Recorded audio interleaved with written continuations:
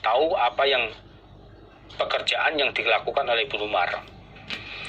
Karena ada siapa Ibnu Umar radhiyallahu anhuma iku idza shalla, lamnya itu ada fathahnya, barangkali fathahnya tidak ada.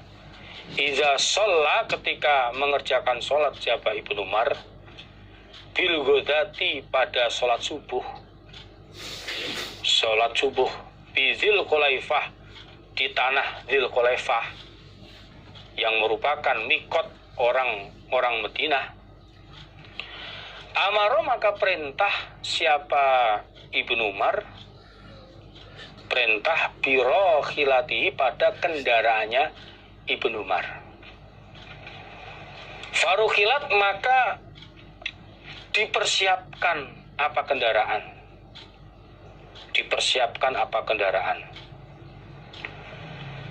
Sumarokiba, kemudian naik siapa Ibnu Umar.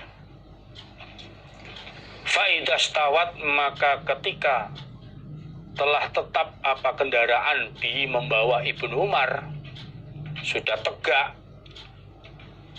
sudah naik duduk di atas kendaraan itu, istaqbala, maka menghadap siapa Ibnu Umar al-qiblata, pada kiblat.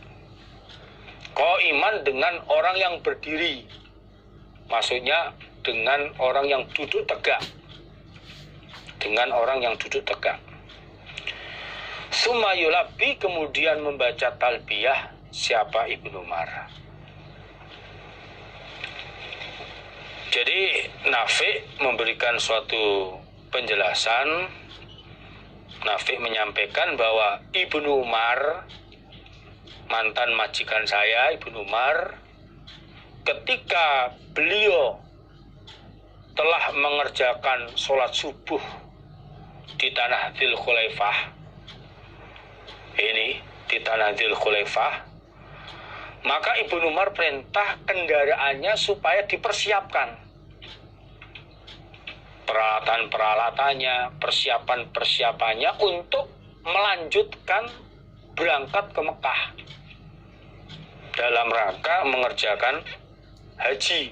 Ini dipersiapkan. Lalu setelah kendaraan itu siap,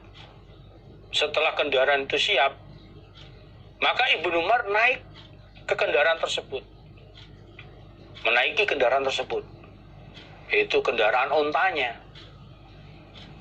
Ketika Ibnu Umar sudah ada di atas kendaraan, posisi berdiri, duduk tegak, maksudnya duduk tegak di atas kendaraan, maka Ibnu Umar menghadap kiblat. Sumayulabi, kemudian membaca talbiyah siapa Ibnu Umar, artinya melafatkan, menyuarakan niat ikhramnya. Kemudian diteruskan dengan membaca talbiyah. Hatta ya belugho, sehingga sampai siapa Ibnu Umar al-haram, pada tanah haram. Sampai ke tanah haram, ke Masjidil Haram. Ini sumayumsiku, kemudian menahan, artinya berhenti siapa Ibnu Umar dari bacaan talbiyahnya. Kemudian setelah duduk dengan tegak di atas kendaraan dengan menghadap kiblat, barulah Ibnu Umar memulai membaca niat, menyuarakan niat untuk ikhramnya. Membaca niat ikhramnya. Terus dilanjutkan dengan bacaan talbiyah, terus dibaca sampai masuk ke tanah haram, masuk ke Masjidil Haram. Kemudian Ibnu Umar berhenti dari membaca talbiyahnya.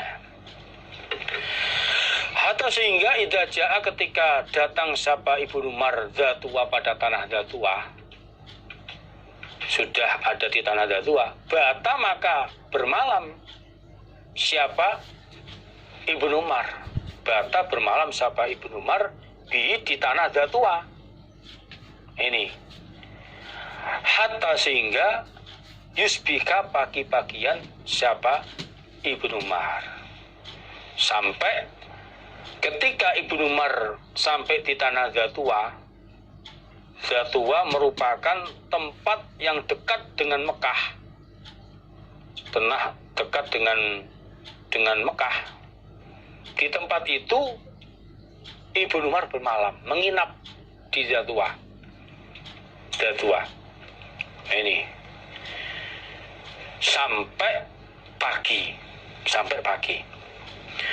Faiza sholat, maka ketika telah sholat siapa Ibnu Umar al-ghadata pada sholat subuh.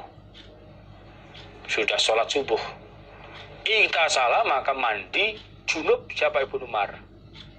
Disunahkan ketika mau masuk ke tanah haram. Ini ke tanah haram disunahkan mandi junub terlebih dahulu. Wa za'ama, dan menyangka siapa Ibnu Umar mengatakan anna Rasulullah sallallahu alaihi wasallam iku fa'ala, berbuat siapa Nabi zalika, pada demikian itu kelakuan. Jadi sampai bermalam di Dzatuwa itu sampai pagi. Lalu ketika sudah selesai mengerjakan sholat subuh, sebelum masuk ke tanah haram, ini Ibnu Umar mandi junub terlebih dahulu. Ini disunahkan untuk penghormatan saja, bukan wajib, bukan syariat. Ini barangkali karena perjalanan jauh dari Dzulkhulaifah ke Dzatuwa, karena dulu pakai kendaraan unta, keluar keringat, bolot mungkin, ini mandi junub biar bersih. Dan Ibnu Umar mengatakan bahwa Rasulullah Shallallahu Alaihi Wasallam beliau dulu juga mengerjakan seperti itu. Jadi bermalam di Dzatuwa, lalu mandi junub, barulah masuk ke tanah haram, masuk ke Masjidil Haram. Nah, inilah yang diambil dari hadis ini dalam melafatkan niat ikhram itu menghadap kiblat. Kalau dengan mengendarai kendaraan, ya duduk di atas kendaraan dengan tegak menghadap kiblat, melafatkan niat ikhramnya. Haji termasuk juga umroh sama. Labbaik Allahumma bihajin. Ini kalau haji, atau kalau umroh labbaik Allahumma bi umratin. Ini niat baru membaca talbiyah sampai ke tanah haram, berhenti. Kalau ini bermalam di Dzatuwa, tapi bermalam di Dzatuwa itu bukan merupakan rangkaian rukun ibadah haji, enggak. Nah, ini dulu ini dipraktekkan ya, kalau umpama bisa seperti Nabi, termasuk mampir di Mina sebelumnya ke Mekah, lah itu sunahnya, tapi bukan rangkaian.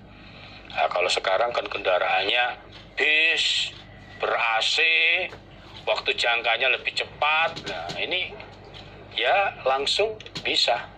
Nah, ini langsung masuk ke tanah haram, mengerjakan rangkaian-rangkaian ibadah haji atau umroh.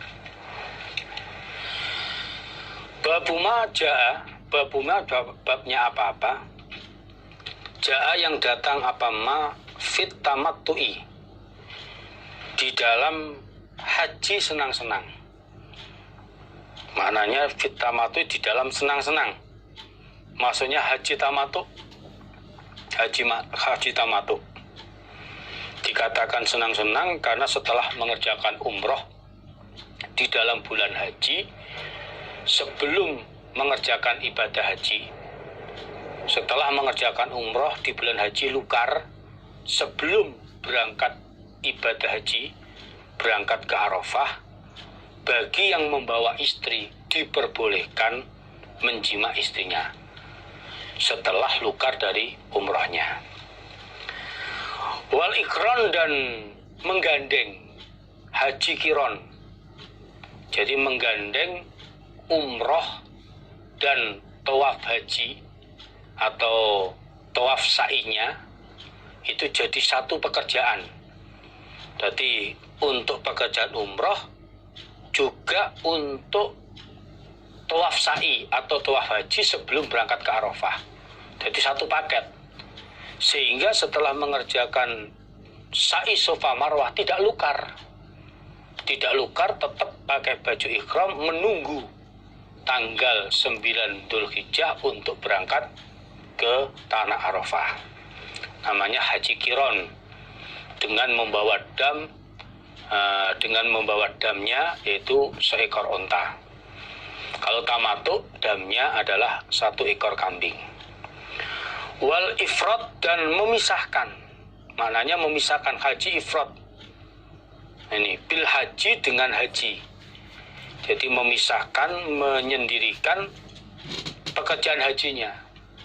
Artinya mengerjakan umroh di luar bulan haji. Ini praktek biasanya itu setelah bulan haji, tepatnya tanggal 13 atau tanggal 14. Tergantung nafarnya, nafar awal apa nafar akhir. Nah ini.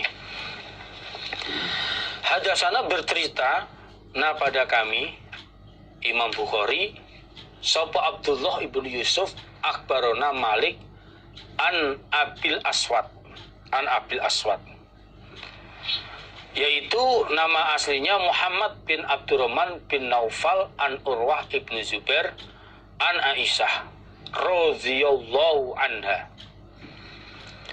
Annaha, sesungguhnya Aisyah iku qalat, berkata siapa Aisyah,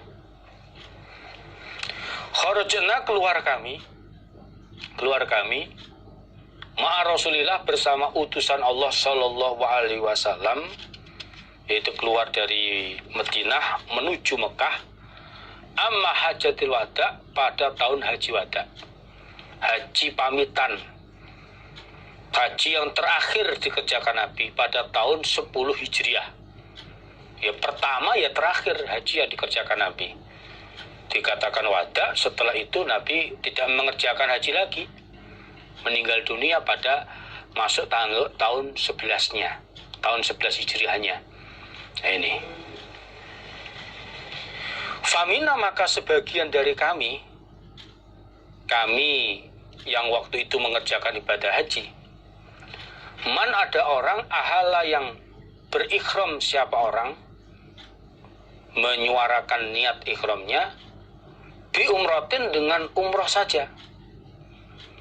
Ini dengan niat umrah saja, habis itu lukar, berarti haji tamattu, mengerjakan umrah di dalam bulan haji lalu lukar.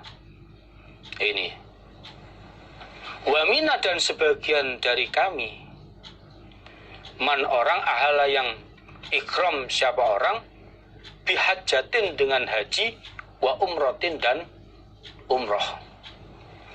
Ini sebagian dari kami, ada orang yang berikhram, meniatkan, melafadzkan ikhramnya dengan haji dan umrah, satu gandeng, satu paket, yaitu haji kiron. Artinya setelah mengerjakan umrah di bulan haji, orang ini tidak lukar. Nah, ini langsung menuju Arafah ketika tanggal 9 Dzulhijjah.